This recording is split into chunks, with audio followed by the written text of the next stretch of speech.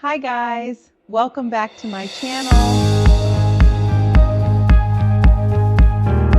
Ating tahanan at masustain ng ating mga nanay ang buong pamilya.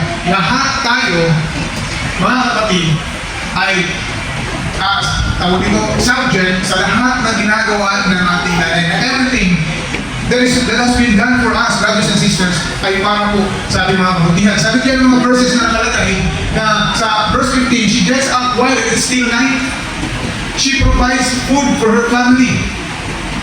Sa verse 18, sabi niya, and her lamp does not go out at night. Laging may otis nanay. Hindi, kumbaga yung energy ni nanay ay gabi-gabi na, tuloy-tuloy pa rin yan. And verse 27, she watches over the affairs of her household and Does not. does not eat the bread of idleness. She watches over the affairs of her household. Binabantayan niya. Grabe ang mga natin mga kapatid. Kaya po, wala tayong masasabi at wala tayong karapatang magsabi ng negative things about our mothers. Sometimes, we do not like our mothers. Pero, sa totoo lang mga kapatid, ang trabaho ng nanay ay totoo. The labor of mothers is real labor. Yun talaga yung trabaho. She works with her willing hands. Mga kapatid, at gusto kong malaman natin lahat mga kapatid, itong ginagawa ng mga nanay natin na ito, everything na sinasabi doon sa verse kanina, everything of it, or most of it, are invisible to the family. Sa tahanan, minsan hindi yan nakikita. Nanay ka kasi, kaya dapat mag-overtime ka. Nanay ka kasi, ikaw talaga mag-overtime. Nanay ka kasi, ikaw yung mag-overtime. And sometimes, hindi man lang natin nakikita at natatanong kumusta ang nanay. At sabi nga niya, the labor of mothers is real labor. At yung kanyang ginagawa, mga kapatid, is the real job. Minsan sinasabi natin, mga kapatid, yun nga, sinasabi natin, that is your calling.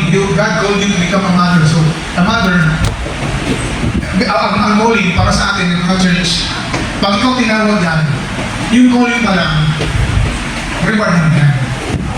Parang iba naman sa atin. Parang ikaw nanay ka, tinawag ka ng Diyos na nanay ka, so reward mo na yan. That is your award, that is your, what you get. Because God called you to become a mother. At tapos sabay may encouragement ka pa sa sarili mo, hindi lahat ng babae ay nagiging nanay. Di ba, nakakagalis naman pala tayo.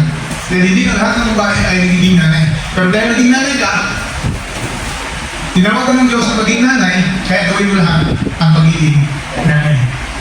At ang nakakalungkot nga ako mga kapatid, every works of our mothers in our home is invisible to us. Hindi natin nakikita. But the labor of mothers are real labor. Totoo ang kanilang ginagawa. At yung mga sinasabi natin kanina, si Aling Elena, si Nanay Elena, that is a reflection of every mother, brothers and sisters. Point number 2, segment number 2. The labor is chosen, and that makes all the difference. Tingnan mo yung verse, sabi niya, she works with willing hands. Pinili niya magtrabaho. Willing siyang magtrabaho. Right? So ito yung now, here is where I want to challenge us mga kapatid. Hindi sinabi ng scripture, ng passage, na she works with unexhausted hands. Ang sabi yan, she works with a willing hand. Hindi reluctant hand, hindi exhausted hand.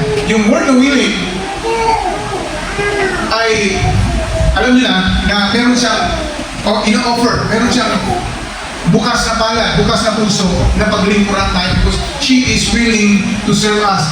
Sabi rin, she works with willing hands. Pero dalawang uri kasi ng labor mga kapatid. Una, yung extractive. Ay, ibig sabihin ito yung napipilitan na. Marami kasi ewan ko ba, sa ating panahon ngayon, dahil ko nakikita, maraming mga nanay na napipilitan na talaga magpapaling nanay. At hindi handa na maging nanay. And the result, there are lots of kids or mga bata sa mga apunan, sa mga kalsada, sa mga kung saan-saan. Napipilitan lang maging nanay. Hindi naging handa at hindi willing their labor is done out of fear, out of sense of having no other option, or out of crushing expectation that was never freely chosen. At ang ganung uring labor sa mga nanay, extract labor, brothers and sisters, ay nag-produce po yan ng resentment. Kaya kita mo yung mga nanay, yung mga handaan, yung mga napabayaan yung kanyang mga pamilya. Tingnan mo, galit, panay galit sa mundo niya. Kunting marinig mo lang sa kanya, puro mura ang iyong marinig sa kanya. So, dahil bakit? Nababurn out siya.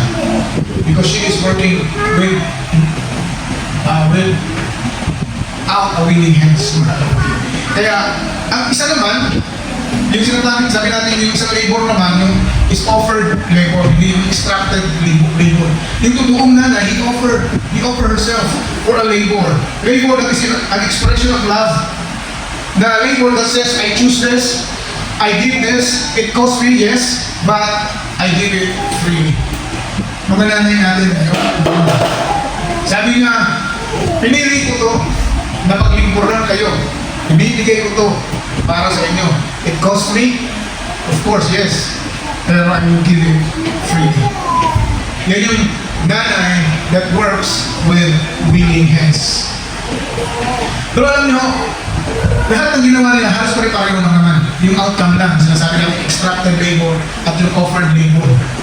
Pero lahat ng yun, ang kailangan ginawa, iisa lang ang palagi natin iniisip. They are not always visible doon sa mga tao, sa kanilang mga anak, sa kanyang asawa, ng lahat ng kanilang ginagawa. Parang wala na. Amen, mga kapatid? So, ang tanong ko sa inyo, let me ask you this. Do we create... Sige nga. Sige nga, sunod. When did we last ask the mothers in our lives, how are you doing? When did the last ask, what do you need? And then actually provided. Kailan mo huling tinanong na yung nanay na, Nay, kumusta ka na? Kailan mo siya sinabihan, ano ang gusto mo na cellphone na Apple na Bilis, tanungin niyo na ako. and then actually provide it. Kailan kaya natin nasabi ko? Kailan yung muli?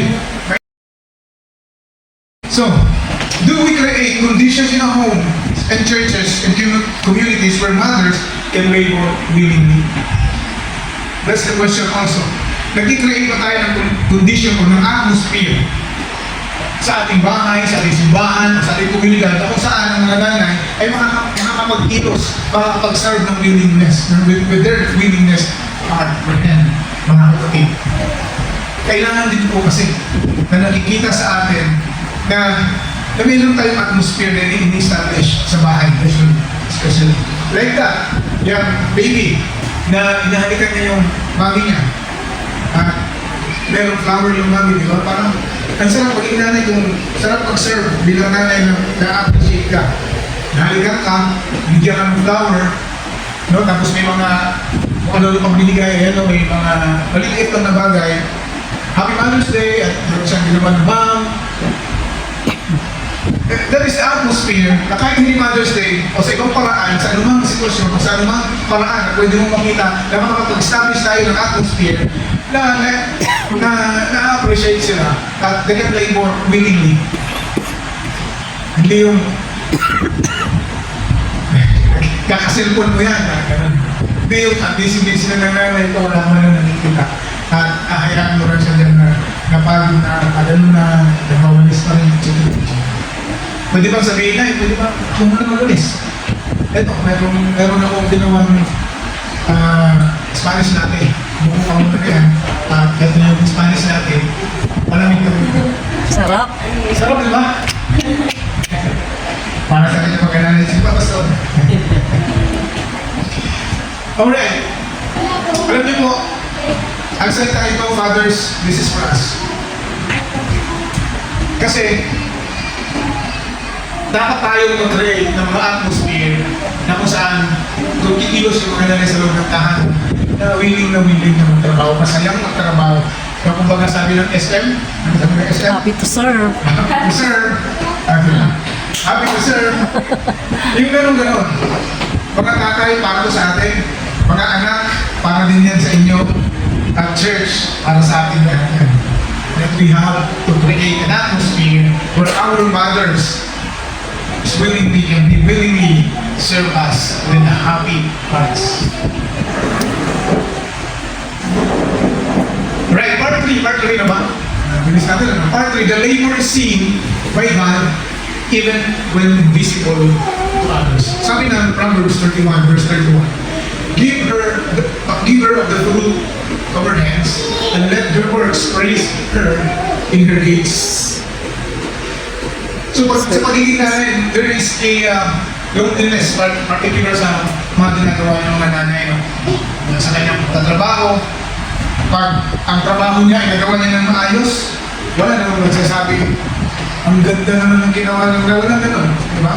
Pag nakita naman pagdating mo, maayos yung upuan at malinis yung bahay, ikaw galing sa labas, nakikipag-yota o nakikipag-kemera sa mga barkada, pagbalik mo, maayos, wala ka nang sinabi, oh, ganda ng bahay, ganda naman, galing naman, ano ba mga ganun eh? Ay sinasabi, mamay pagkain, ano ganyan daan? Sabi pa ng mga maray, agto good man. Anyway, mga kapatid, yan din sa nakakalungkot eh, parang nakakatawa, pero totoo yan, di ba? Pag maayos na lang gawa, wala naman nag-praise sa kanila, wala naman nagsasabi, wow, galing naman, galing my mother. Pero ito invisible pa rin sa lahat ng mga tao. Hindi, walang nakakalusot sa kanya. Pag nakakita tayo ng ipis, alam niya kung saan tatakbo yung ipis, isang sampal lang yun, patay yung ipis. Kahit yung daanan ng daga, yung butas, alam niya kung anong tatakan niya hanggang hindi makabalik yun. Alam ng mga nanay natin yun. Pinapaayos niya ang loob ng tahanan, ina-arrange niya, inaayos niya ng napakaganda. Subalit, nakakalungkot sa dulo, walang umakansin. Pag pinaghalinan mo lang ng kalderetang baboy na masarap. Sarap ng kain, pag hinahinan mo ng gulay, nagre-reklamo ba? Ano ba yun? Panahin ng gulay? Ha? Ngayon natin ang gulay ah. Ang tagal na natin hindi ako gulay, ngayon ako nag-gulay. Pero ang sasabihin, gulay na naman! Well, alam niyo mo, sabi ng John chapter 16 verse 21, when a woman is giving birth, she has sorrow because her hour has come.